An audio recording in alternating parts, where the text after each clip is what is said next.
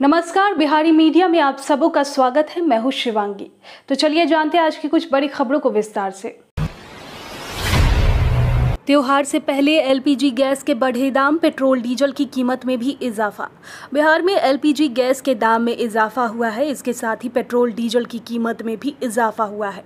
इससे आम लोगों की जेब पर असर पड़ेगा। राज्य में त्योहारों से पहले गैस के दाम में बढ़ोतरी देखने को मिली है। 1 अक्टूबर 2023 से कमर्शियल एलपीजी सिलेंडर के दाम में इजाफा हुआ है। बता दें कि रविवार 1 अक्टूबर से कमर्शियल गैस सिलेंडर के रेट में 209 रुपये की बढ़ोतरी की गई है। त्योहारों से पहले कमर्शियल गैस सिलेंडर की कीमतों में इजाफा होने से आम आदमी की जेब पर असर पड़ने जा रहा है। हालांकि घरेलू एलपीजी सिलेंडर की कीमत में कोई बदलाव नहीं हुआ है, लेकिन आम लोगों पर भी इसका असर पड़ेगा।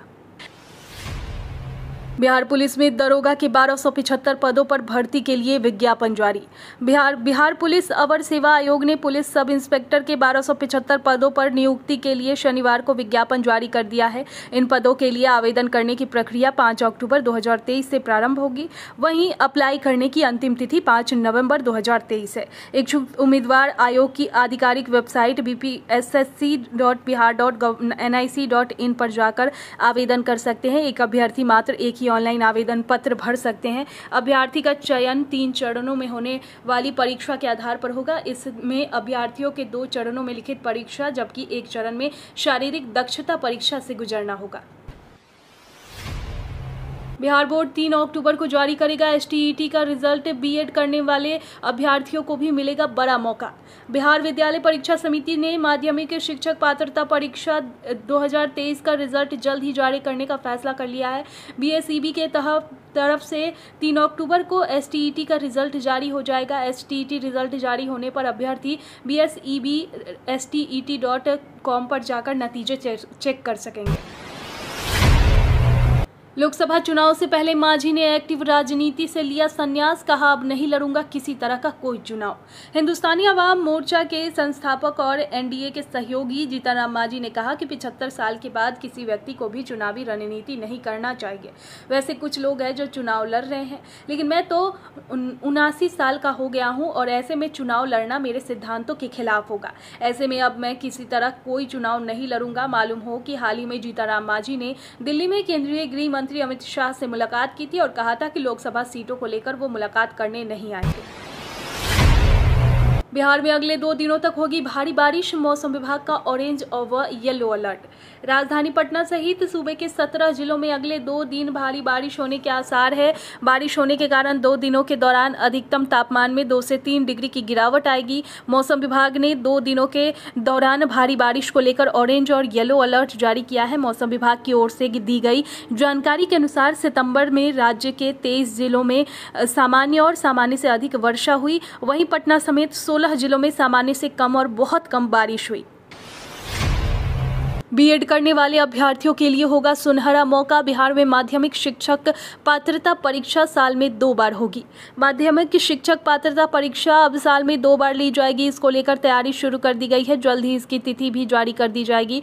ये जानकारी बिहार बोर्ड अध्यक्ष आनंद किशोर ने दी। शनिवार को आयोजित बोर्ड के एक कार्यक्रम के दौरान आनंद किशोर ने बताया कि बीएड करने वाले अभ्यर्थियों के लिए यह सुनहरा मौका होगा। बता दें कि माध्यमिक और उच्च माध्यमिक में कोई ऐसे विषय है जिसके लिए शिक्षक नहीं मिल पा रहे हैं। विद्यालयों में शिक्षकों की कमी को दूर करने के लिए शिक्षा विभाग ने एसटीईटी साल में 2 बार लेने का निर्णय लिया है। डेंगू का हॉट स्पॉट बना पटना। 2000 के पार पहुंचा आंकड़ा। 24 घंटे में 150 नए मरीज मिले। पटना में लगातार दूसरे दिन 150 से ज्यादा डेंगू के मरीज मिले हैं। शनिवार को 177 डेंगू पीड़ित मिले। इससे पहले शुक्रवार को भी 157 मरीज मिले थे। शनिवार को पाटलिपुत्रा अंचल में 55, एनसीसी में 26, बांकीपुर में 22, अजीमाबाद में 21, कंकरबाग में 10 और पटना सिटी में 3 नए संक्रमित मिले हैं। पटना में अब कुल डेंगू पीड़ितों की संख्या बढ़कर 2038 हो गई है। इसमें लगभग 1850 शहरी क्षेत्र हैं, जबकि शेष पटना के आसपास के ग्रामीण इलाके परसा, पुनपुन, धनरुआ, बेलछी, बाढ़, दनियावा, रानी तालाब, फुलवारी शरीफ, दानापुर आदि इलाके के हैं। भारी बारिश से फिर उफान पर बिहार की नदियां। गंगा घाघरा खतरे के निशान के ऊपर, बाढ़ की आशंका। नेपाल और बिहार के मैदानी इलाकों में हुए बारिश के बाद प्रदेश की कई नदियां खतरे के निशान पार हो गई है। गंगा नदी कटिहार के काढ़ागोला में, जबकि परमान नदी पूर्णिया में, फरियानी नदी बनमनखी के कुसहा में लाल निशान को पार कर गई। नेपाल में पिछले 48 घंटे से बारिश हो रही है। बीपीएससी 69वीं पीटी का परिणाम दिसंबर जनवरी में। बिहार लोक सेवा आयोग की ओर से शनिवार को 69वीं संयुक्त सिविल सेवा परीक्षा ली गई। पूरे राज्य में बनाए गए 488 केंद्रों पर सुरक्षा के पुख्ता इंतजाम थे। अभ्यर्थियों की उपस्थिति 73% रही। नेगेटिव मार्किंग का प्रावधान था। इससे छात्रों ने ज्यादा जोखिम नहीं लिया। परिणाम दिसंबर जनवरी तक आएगा। मालूम हो कि 2,70,412 अभ्यर्थी ने आवेदन किया था। आयोग के सचिव रवि भूषण ने बताया कि किसी परीक्षा केंद्र से कोई कदाचार की सूचना नहीं मिली। अभ्यर्थियों का प्रवेश नियमानुसार कराया गया था। यूपी बिहार में 1.93 लाख देंगे एसआई 2023 भर्ती परीक्षा। कर्मचारी चयन आयोग की ओर से दिल्ली पुलिस और सेंट्रल आर्म्ड पुलिस फोर्स में सब इंस्पेक्टर भर्ती परीक्षा 3, 4 व 5 अक्टूबर 2023 को कराई जाएगी। एसआई 2023 परीक्षा के लिए देश भर में 8,17,838, जबकि मध्य क्षेत्र के अधीन उत्तर प्रदेश और बिहार में 1,93,434 अभ्यर्थी पंजीकृत हैं। इन अभ्यर्थियों के लिए दोनों राज्यों के 15 शहरों से कुल 71 परीक्षा केंद्र बनाए गए हैं। बिहार आएगी द्रौपदी मुर्मू, सीएम नीतीश ने दिया आमंत्रण। नीतीश कुमार के बुलावे पर द्रौपदी मुर्मू बिहार दौरे पर आने वाली है। रिपोर्ट्स के मुताबिक तारीख भी फिक्स हो गई है। 18 अक्टूबर को राष्ट्रपति 3 दिवसीय दौरे पर आने वाली है। ये दौरा बेहद खास होने वाला है। चौथे कृषि रोड मैप की औपचारिक शुरुआत अक्टूबर में होगी। राष्ट्रपति द्रौपदी मुर्मू इसका उद्घाटन करेगी। राज्य सरकार ने राष्ट्रपति भवन को पत्र भेज राष्ट्रपति से समय की मांग की थी। इसी साल 1 अप्रैल से बिहार में चौथे कृषि रोड मैप की शुरुआत हुई है। मिशन इंद्रधनुष 5.0 का दूसरा राउंड 9 अक्टूबर से शुरू, ऐसे होगा पंजीकरण। स्वास्थ्य विभाग ने जारी किए निर्देश। प्रदेश में टीकाकरण से वंचित बच्चों और गर्भवती महिलाओं के टीकाकरण के लिए मिशन इंद्रधनुष 5.0 का दूसरा राउंड 9 अक्टूबर से प्रारंभ होगा। स्वास्थ्य विभाग ने इस संबंध में सभी जिलों के सिविल सर्जन और जिलाधिकारियों को निर्देश जारी कर दिए हैं। निर्देश में कहा गया है कि प्रस्तावित तिथि से प्रारंभ होने वाले मिशन इंद्रधनुष 5.0 के लिए व्यापक तैयारियां रखें और इसका प्रचार प्रसार करें। मिशन इंद्रधनुष के दूसरे राउंड में टीकाकरण से वंचित बच्चे और गर्भवती महिलाओं का टीकाकरण किया जाएगा। जो नए लाभार्थी टीकाकरण कराना चाहते हैं वे आशा के सहयोग से यूविन ऐप पर टीकाकरण के पहले अपने पंजीकरण करा सकते हैं। गांधी जयंती से पहले नीतीश सरकार का बड़ा फैसला, श्रमिकों को मिलेगा पहले से अधिक मजदूरी।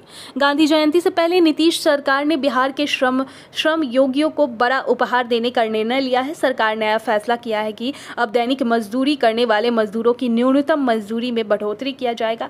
नीतीश सरकार के इस फैसले से बिहार के लगभग 3 करोड़ श्रमिकों को फायदा मिलेगा। राज्य में न्यूनतम मजदूरी में करीब 2% की बढ़ोतरी की गई है। राज्य के तकरीबन 3 करोड़ मजदूरों को 1 अक्टूबर से प्रत्येक दिन की मजदूरी में 7 रुपए से लेकर 11 रुपए तक अधिकतम का लाभ मिलेगा। दरअसल श्रम संसाधन विभाग की ओर से एक अधिसूचना जारी की गई जिसमें यह निर्णय लिया गया कि अभी 388 रुपए प्रतिदिन मजदूरी है, जिसमें 7 रुपए की वृद्धि की गई है। इस प्रकार अकुशल श्रेणी की मजदूरों को 395 रुपए प्रतिदिन की मजदूरी दिया जाएगा। अर्धकुशल मजदूरों के प्रतिदिन की मजदूरी में 8 रुपए की वृद्धि की गई है। इस प्रकार इस श्रेणी के मजदूरों को 403 रुपए के बदले 411 रुपए प्रतिदिन की मजदूरी होगी।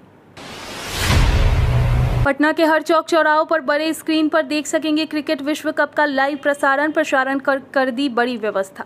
क्रिकेट विश्व कप शुरू होने से सिर्फ 4 दिन बचा है। ऐसे में क्रिकेट प्रेमियों का उत्साह चरम पर है। इस उत्साह में पटना जिला प्रशासन ने भी बड़ा तोहफा दिया है और पटना में भी हर चौक चौराहों पर बड़े स्क्रीन पर चौक चौराहों का विश्व कप के सीधा प्रसारण सकेंगे।